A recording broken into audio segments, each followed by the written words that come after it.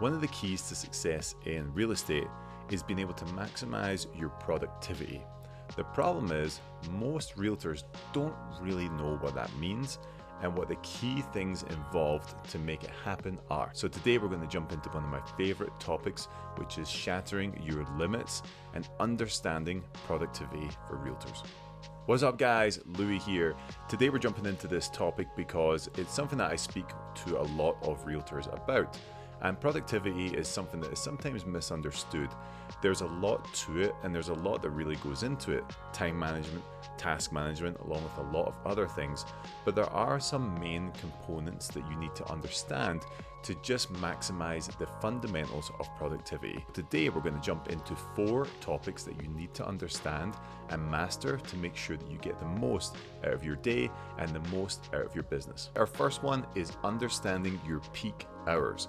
Now this is something that's pretty fascinating, and I did a video on an app called Rise, which monitors your sleep and lets you know when your most productive hours in the day are. And it's really a big piece of the puzzle. Understanding when you're the most productive during the day is a huge part of being able to maximize your efforts for the day. And a lot of people will argue that it's the same for everyone. It's like, okay, wake up early, first thing in the morning, that's when you're most productive. But actually, for some people it's not. Some people it's actually the afternoon. So it all depends on your chronotype.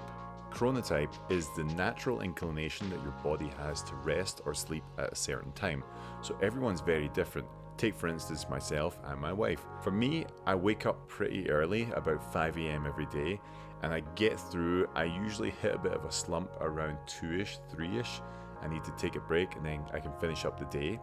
And then I'm in bed at like 10 o'clock and I sleep until 6. Now for my wife, we go to bed at the same time, but she gets up around 7.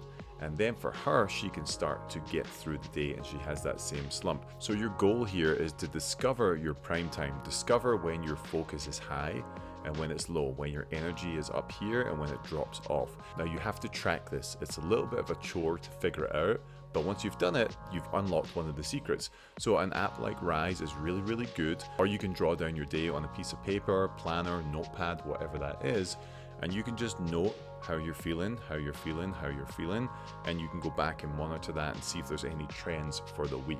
But finding this piece of the puzzle is essential because then you can start to assign tasks for those particular times. So when you have a block of time where your energy and focus is high, you want to put on tasks that are high priority, but also are going to take a lot of bandwidth. So it might be a project, it might be building something out for a client, something that's not just checklist admin style, something that's actually going to require your brain to make an effort. And then on the flip side, when your energy is lower and when you have less focus, that's when you can start to do the admin things. Email responses, CRM check-in, something that doesn't take a ton of bandwidth. It just takes you sitting in front of the computer and doing a bit of dedicated work. And that brings us on to number 2, which is multitasking. The myth of multitasking, as we like to call it. It's a popular belief that juggling between tasks at the same time is productive. You've heard it a million times. A lot of people will say, I can do 3 things at once. I can do 2 things at once. I can do this. I can do that. And even though you might be able to sustain that for a small period of time, over the course of, hours, days, weeks, it's unsustainable to work this way. So what happens when you multitask? Well, your brain is actually switching between these tasks simultaneously, and this is not great because we want it to be focused on something. If it keeps rapid fire switching, it's almost like when you're scrolling on Instagram and all this data is going in front of you and you can't retain what's going on. Some things might stand out, some things get scrolled away, and then you might look over your feed again and you see something that you didn't see before. That's what your brain is trying to do when it's multitasking. So when you do this, your brain is reducing efficiency and increasing the chances of mistakes. Now, we've talked about this on the channel so many times about focused work and less distractions in your life, and it's a real big piece of the puzzle here. Focusing on one thing, what you'll find happens is that you get it done in a way quicker window than you had originally planned. And because you're focusing on one thing, you can get deep work done without being distracted, move on to the next one, and you'll get more done in your day than you would have done in a week. So if you're a serial multitasker, I would challenge you to stop that for a week and see how much you can get done when you focus on a single task at a time, giving all your attention all your energy at the same time. Speaking of energy, that brings us on to number 3, which is taking breaks. Now, we've done, again, full videos on this concept. It's just one of these things that we have to keep programming ourselves to do because we've been programmed in the other direction for so long now. Techniques like the Pomodoro are great, working deep for 25 minutes, taking a 5-minute break. These are all really good things. If you're brand new to taking breaks, even when I say that back, it sounds so crazy. But if you're new to really like scheduling breaks, just put it in your calendar. Put like 15-minute breaks or whatever it is in your calendar and stick to it. Go out for a walk, go outside and sit on your front doorstep. Whatever that is, take in sunlight into your eyes and really feel the effects of stopping. Leave your phone on your desk and just focus on the break. Body needs it and your brain needs it. We can't just keep our foot on the gas for the whole day and expect to get there and not have to stop to fill up again. It doesn't make sense for any other thing, but we put this pressure on ourselves to work like that, and this is what causes burnout. Research tells us that taking breaks boosts your productivity.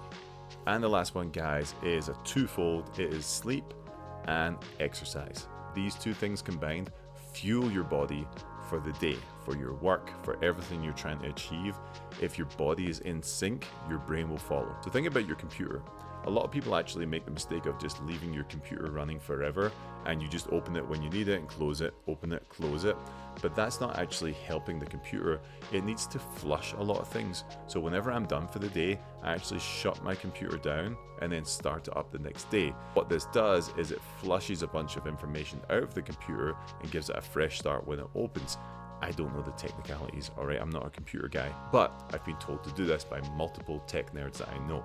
Because when you leave the computer open all day, it just runs and runs and runs and runs and runs and runs. It doesn't get that chance to shut down, take a breather, and restart. I don't know how you say that in computer terms, but you know what I'm saying. Sleep consolidates memories and also clears waste from your brain. So getting this piece down is huge. And again, you can watch this video here as we talk about sleep and in particular sleep debt, which is a new term that I only kind of got turned on to this year, but it's very, very worthwhile to look at this video and find out what we're talking about. It has changed my whole sleeping pattern and gave me a lot more energy in the mornings. Everyone is aware of the benefits of exercise, including improved mood, improved focus, improved energy. There's so many benefits to it that it should be a part of your workday. Starting the day off like that is key, or ending it, or whatever it looks like. But as long as you have that in your rotation, it's a huge piece of the puzzle for productivity, for your body to be primed to operate at its most efficient. You know, the science of productivity really is quite fascinating, but it's not that complicated. If you just look at what we talked about today, your peak hours, finding out when your energy is at its peak and at its bottom, and figuring out what tasks have to flow inside of those energy blocks. Then we have multitasking, or cutting multitasking out, focusing on one thing at a time so your brain can focus all its efforts on applying it to that task. And after our brain has done that, we need to give it a break.